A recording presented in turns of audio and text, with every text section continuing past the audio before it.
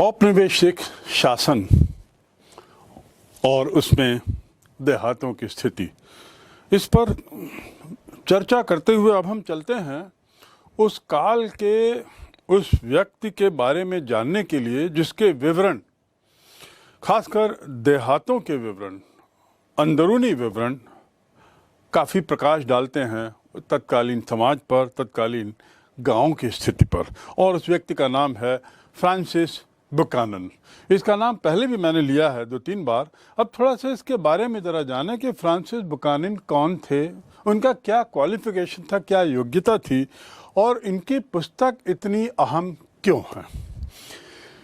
Buchanan जो हैं वो, इनका जो भारतीय विवरण है ये, इसमें कोई दो मत नहीं कि सबसे महत्वपूर्ण है। 1793-94 से लेकर 1815 तक का काल, यानी लॉर्ड कॉर्नवालिस की शुरुआत से लेकर 1815 तक का काल, इसका विवरण देहातों का, गांव का, ग्रामीण व्यवस्था का काफ़ी विस्तार से हमें इनकी यात्रा वृत्तांतों में मिलता है।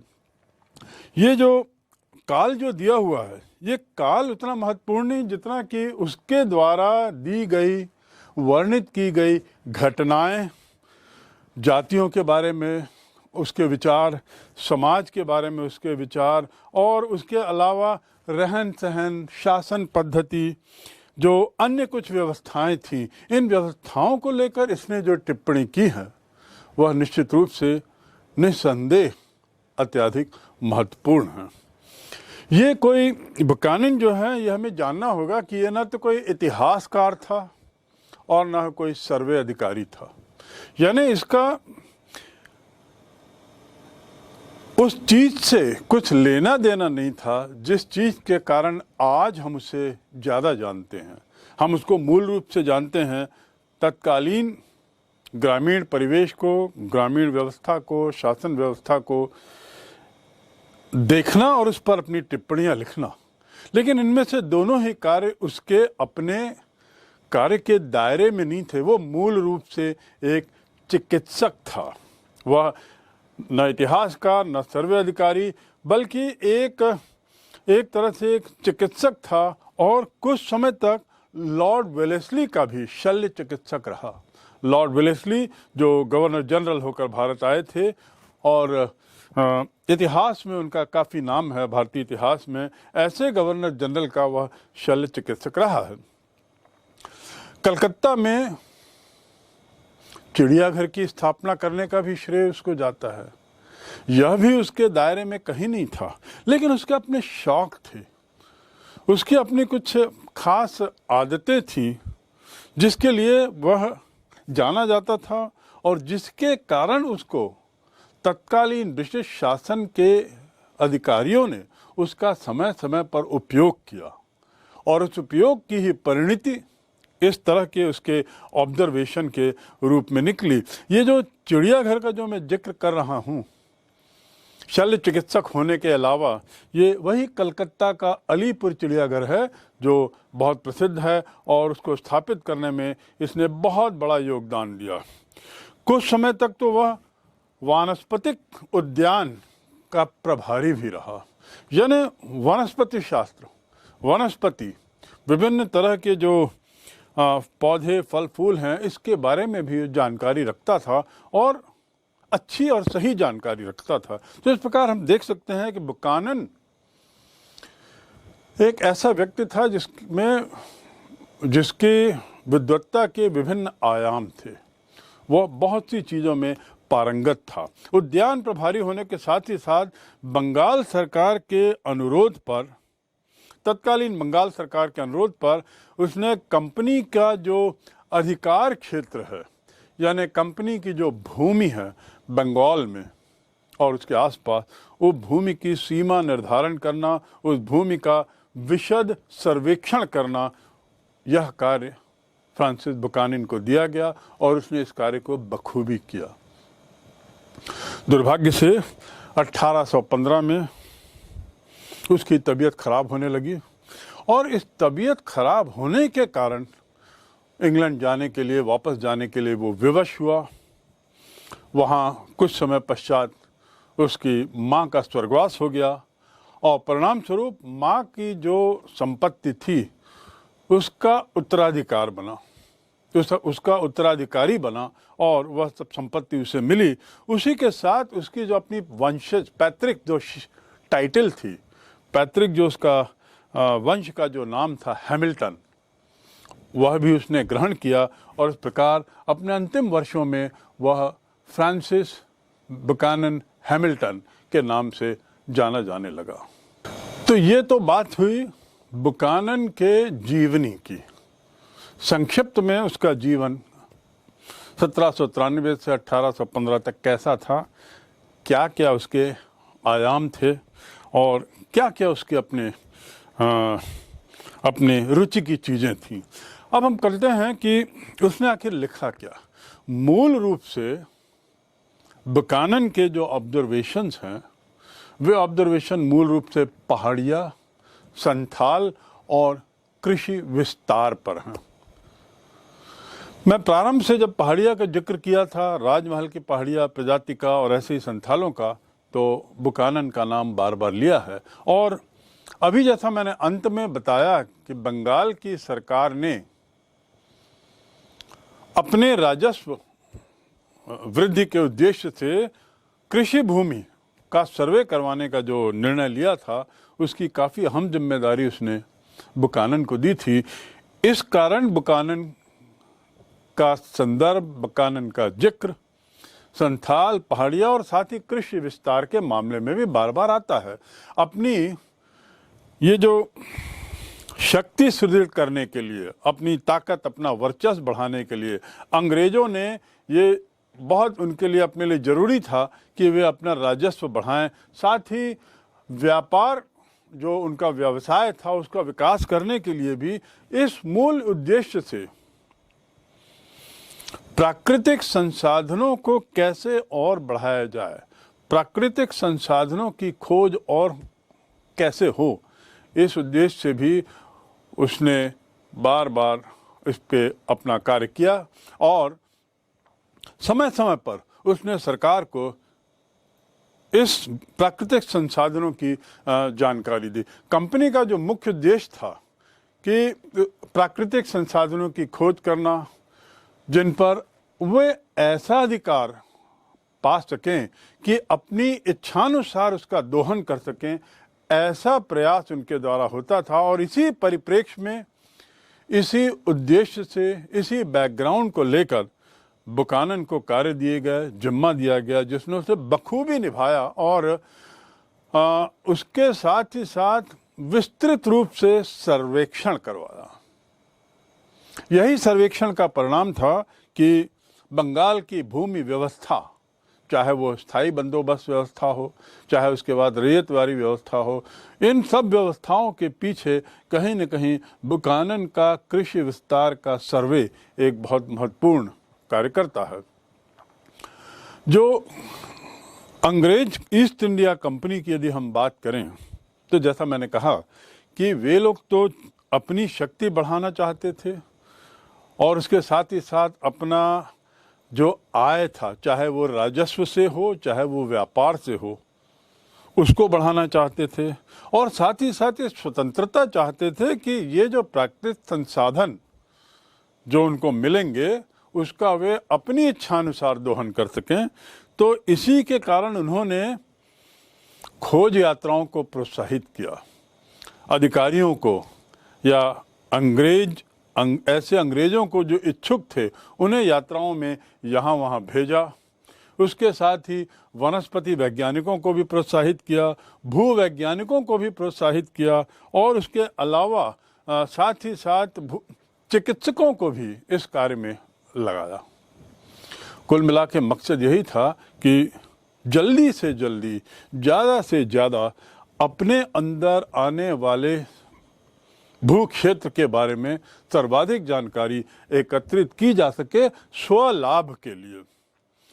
तो इन जानकारियों को एकत्रित करने के लिए ही फ्रांसिस बुकानन का भी चयन हुआ था। यानी हम ये स्पष्ट करना चाह रहे हैं कि आखिर बुकानन आया कहाँ से। एक चिकित्सक होते हुए कैसे वो इस दिशा में चला गया।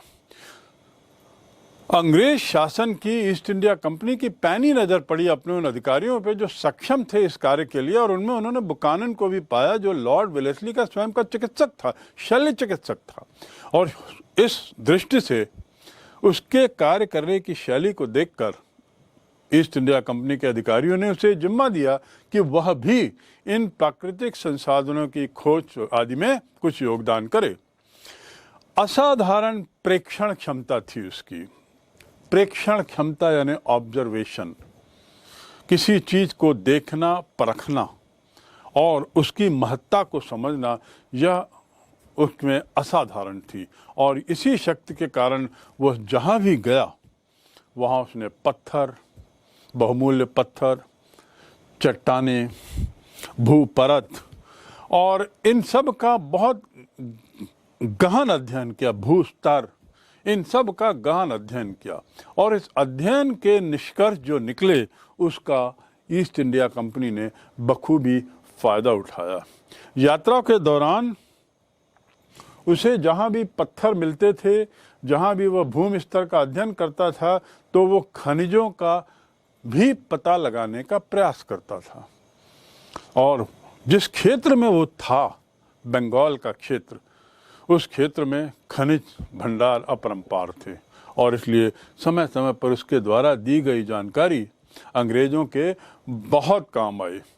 इसके साथ ही खनिजों का पता लगाना और उसके साथ ये भी प्रयास करना जानने का कि इन खनिजों का वाणिज्यिक उपयोग क्या है, इन खनिजों का वाणिज्यिक उपयोग क्या होगा, किस हद तक यह ईस्ट इंडिया कंपनी के लिए फायदेमंद होगा, कौन कौन से खनिज फायदेमंद होंगे, ये सब नफा नुकसान, लाभ हानि देखने का कार्य भी बुकानन ने बखूबी किया।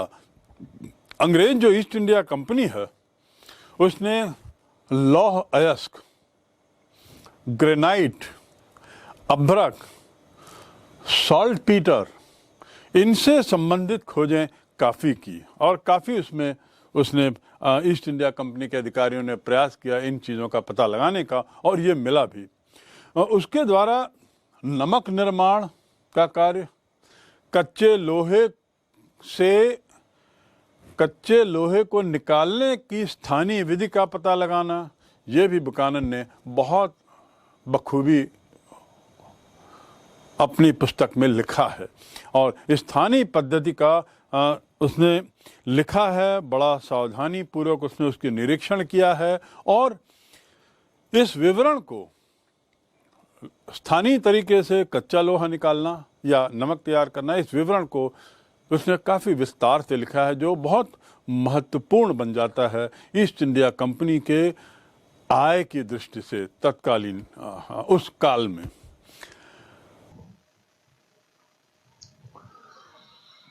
हमें ये मालूम होना चाहिए कि जो बुकानन है, बुकानन की एक बहुत बड़ी विशेषता थी कि वो किसी भूदृश्य का मात्र वर्णन ही नहीं करता था कि उसने चित्र बना लिया और वो बस दृश्य दिखा रहा है अपने चित्रों के माध्यम से। वो एक कदम जाकर उन चित्रों के माध्यम से कुछ सुझाव भी सामने रखता था। ये बुकानन की चित्रकला की एक बहुत बड़ी विशेषता थी। और उस सुझाव का मकसद क्या होता था कि उसमें परिवर्तन कैसे किए जाएं, किस प्रकार और अधिक उपजाऊ बनाया जाए, आदि आदि। ऐसा सुझाव देते हुए उसने अपनी चित्रकला का उपयोग किया, चित्रकला के हुनर का उपयोग किया। उदाहरण के लिए राजमहल की निचली पहाड़ियों में एक गांव से गुजरते हुए उसने लिखा था, इस प्रदेश का दृश्य बहुत ही बढ़िया है। यहाँ की खेती विशेष रूप से घुमावदार सकड़ी घाटियों में धान की फसल, बिखरे हुए पेड़ों के साथ साफ की गई जमीन और चट्टानें, पहाड़ियां सभी अपने आप में पूर्ण है। कमी है तो बस इस क्षेत्र में कुछ प्रगति की। यानी देखिए कैसे वो सुझाव भी दे रहा है कि कमी है तो बस इस क्षेत्र में कुछ प्रगति की और विस्तृत एवं उन्नत खेती कि जिनके लिए यह प्रदेश अत्यंत संवेदनशील है। यानी वो अपनी बात भी रख पा रहा है चित्रकला के माध्यम से कि यहाँ पे कुछ विकास किया जाए, कृषि के क्षेत्र में विशेषकर। आगे वो लिखता है कि यहाँ लकड़ी के स्थान पर रबर और लाख के बड़े बड़े बागान लगाए जा सकते हैं। बाकी जंगल को भी साफ किया जा सकता है और जो भाग इस प्रयोजन के लिए उपयुक्त ना हो वहां पनई ताड़ और महुआ के पेड़ लगा दिए जाएं।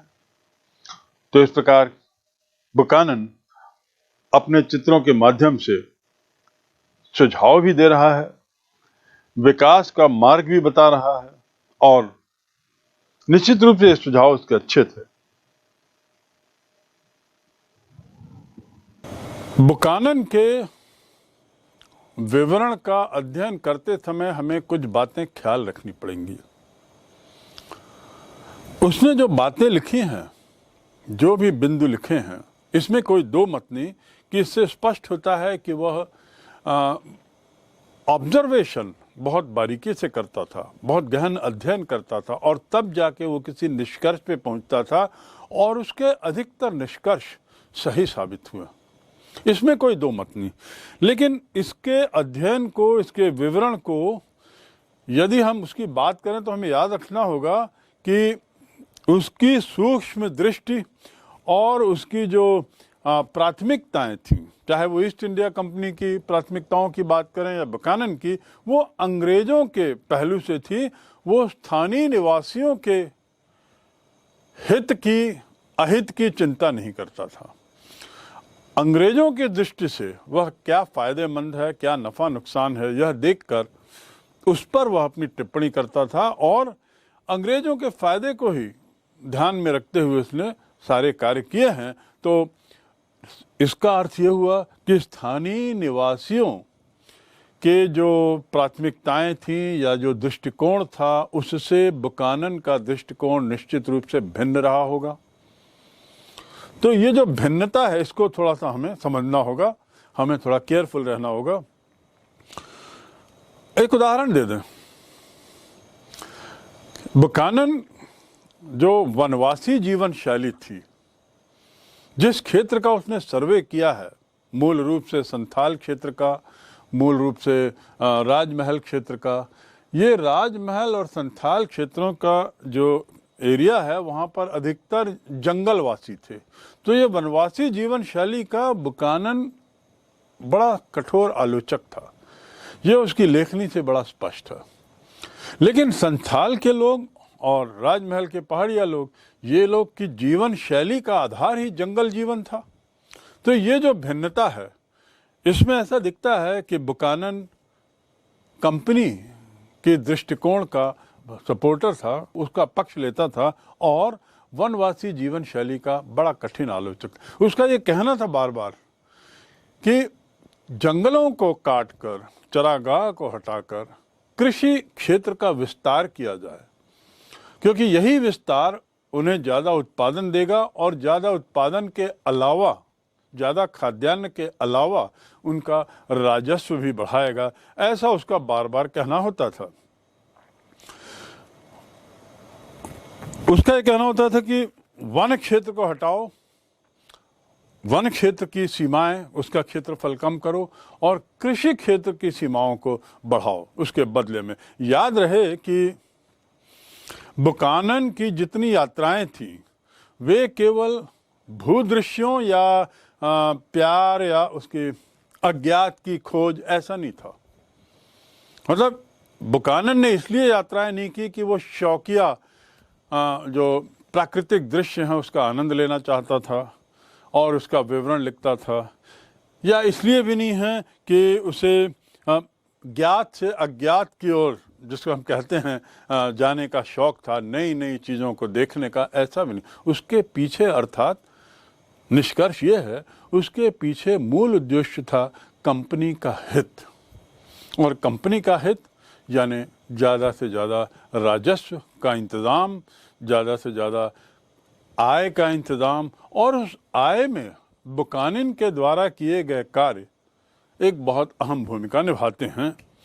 इसलिए हमें बुकानन के जो वर्णन है, उसके द्वारा जो विवरण दिए गए हैं, इन विवरणों को थोड़ा सा संभल के देखना होगा। वो हमेशा एक बड़े विशाल दल के साथ निकलता था, यानी, और उस विशाल दल में नक्शा बनाने वाले, जिसे हम नक्शा नवीस कह सकते हैं, सर्वे करने वाले, सर्वेयर, और साथ ही साथ अन्य लोग हुआ करते थे। तो ये इन लोगों के साथ जब वो विशाल दल के साथ निकलता था और उसमें ये लोग रहते थे, तो इसका उद्देश्य क्या होगा? निश्चित रूप से आमोद प्रमोद और आनंद नहीं। तो इसका उद्देश्य रहा होगा ज़्यादा से ज़्यादा कृषि भूमि के विस्तारण में अपनी भूमिका निभाना, ईस्ट इंडिया कंपनी के आय में अपनी भूमिका निभाना, आदि आदि। ये जो विशाल दल थे, इसमें लंबी यात्राओं को करने के लिए पालकियां भी हुआ करती थीं। पालकियों को ढोने के लिए कुली भी होते थे। यानी पूरे साजो सामान के साथ बुकानन और उसका दल अपने उद्देश्य में निकलता था। क्या खोजना, क्या देखना, और तो और क्या लिखना, किन चीज़ों को नोटिफाई करना, ये सब पूर्व निर्धारित और पूर्व निर्देशित होता था। यानी इससे इसके जो निर्देश होते थे बड़े स्पष्ट दिए जाते थे इन लोगों को कि उन्हें क्या देखना है, क्या ऑब्जर्व करना है, किस चीज़ का अध्ययन करना है, क्या खोजना है, और उसके बाद उस पर अपना क्या निष्कर्ष लिखना है। ये सब बड़ा स्पष्ट था। इसीलिए किसी भी गांव में पहुंचने पर एक ऐसा सरकारी एजेंट का नज़रिया इनका हो जाता था जिससे गांव वाले एक तरीके से थोड़ा सा दूर रहते थे, क्योंकि गांव वालों को मालूम हो जाता था कि ये लोग किसी खास मकसद से आए हैं, किसी चीज़ की खोज में निकले हैं। और वो क्या चीज़ होगी? ज़मीन का विस्तार कैसे किया जा सकता है, वन भूमि को कैसे कम करके कृषि भूमि के रूप में बदला जा सकता है, उसके अलावा यहाँ कोई खनिज खदान आदि की गुंजाइश है क्या, किस तरह के पत्थर यहाँ पाए जाते हैं, किस तरह की चट्टानें हैं। तो गांव वालों का नज़रिया बुकानन और उसके दल के प्रति थोड़ा सा अलग होता था। वे लोग बुकानन और उसके दल को एक सरकारी एजेंट के रूप में देखते थे, न कि पर्यवेक्षक के रूप में। तो इस प्रकार हम कह सकते हैं स्पष्ट रूप से कि बुकानन की जो लेखनी है उसे हमें थोड़ा सा संभल के देखना होगा, उसका उपयोग अपने इतिहास को बनाने के लिए थोड़ा सा संभल के करना होगा।